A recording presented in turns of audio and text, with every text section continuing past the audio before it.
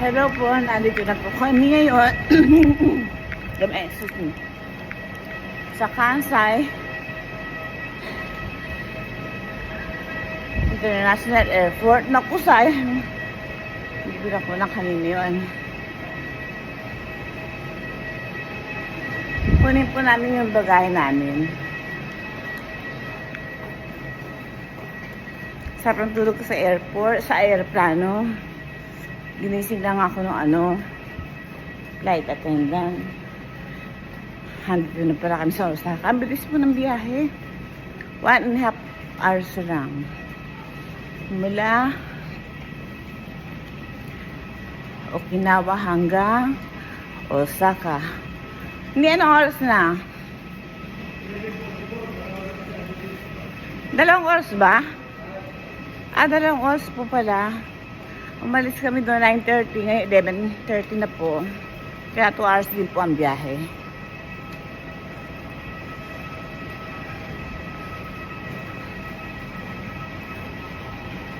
Tapos dito po kami kukunin po namin yung aming mga baggage.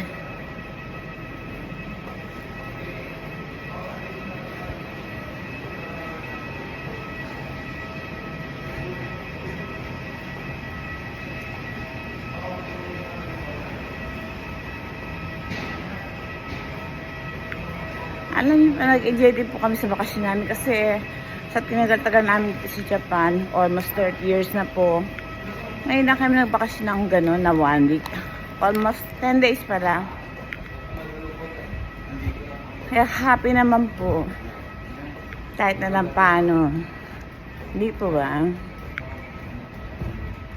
Kasi alam niyo po talaga,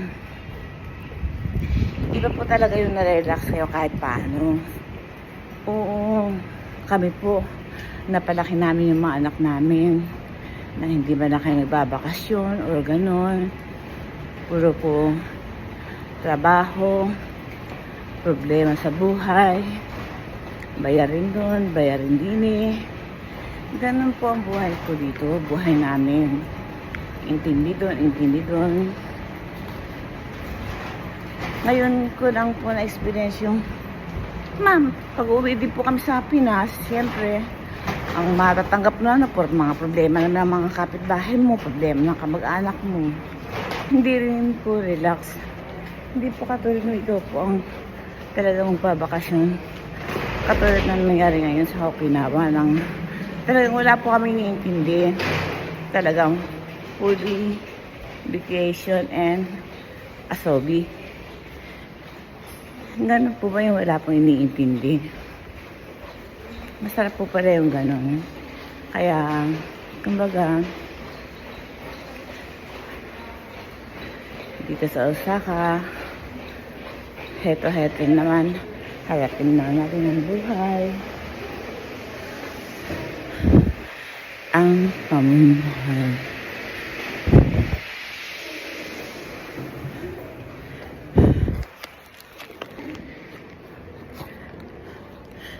Konnichiwa. 電話ダメ大丈夫電話。電話大丈夫。Okay, okay. Thank you so much.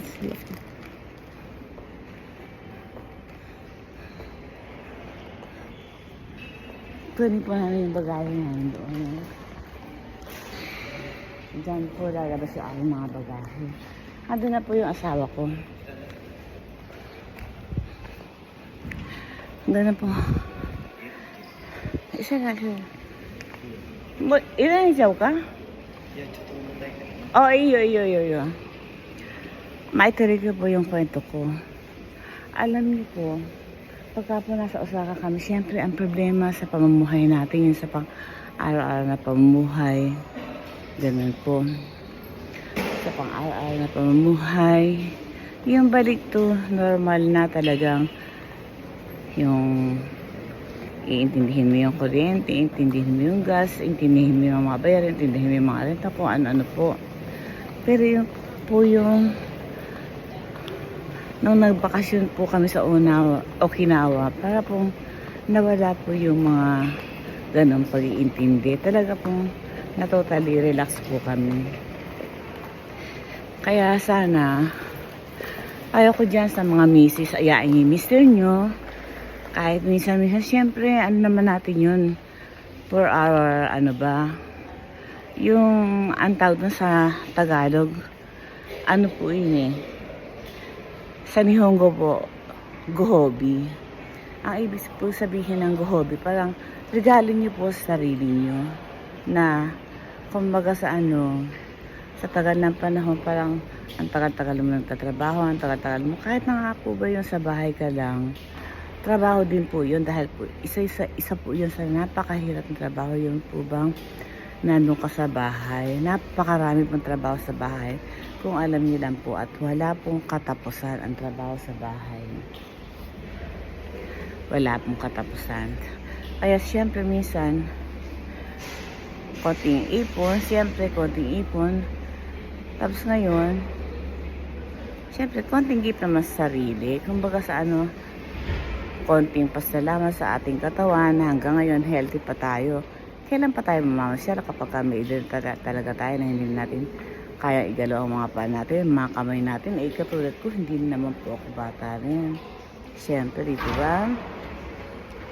Kaya napaka-importante po din po talaga yung nagpapasalamat ka sa katawan mo, binibigyan ng leisure yung katawan mo.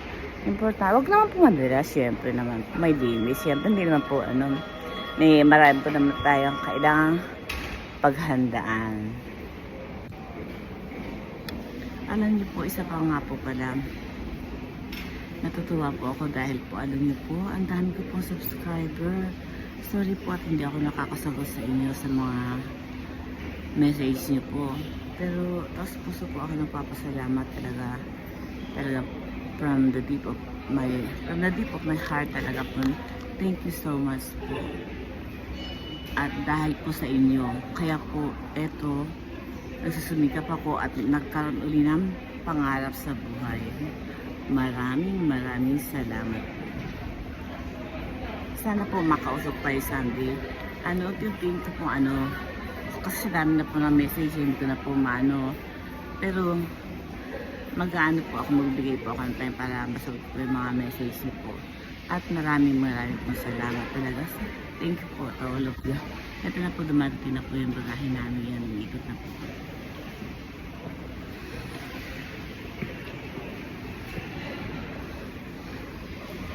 Ayan po, yan po.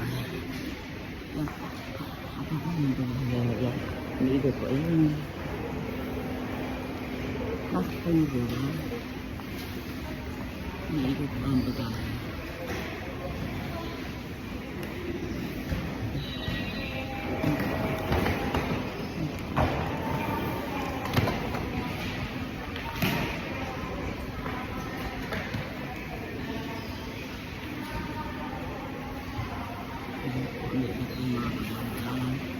Hindi lang po kasi ito international ka lang po ito.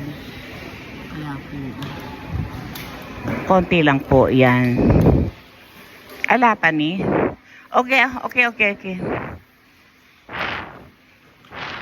Yung pong kulay-pula yun po sa amin. Yun, yung kulay-pula metali sa yan, that's it ni.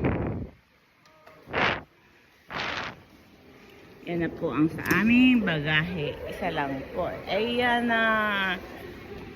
Ang talaga pong bagahe namin ay 3. Dahil po sa sobra na po kami sa kilo.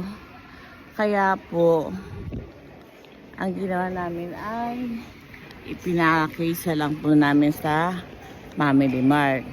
O sige po, baka babawal dito ang camera. Sige po ha. Ito na po yung alala immigration dito, tapos na, no? Tapos na pala.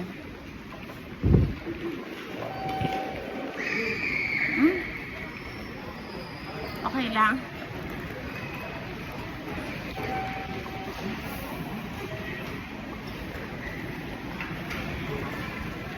Dito na naman tayo sa Osaka ni, hello Osaka. Hello. Ako tayo sila na ba?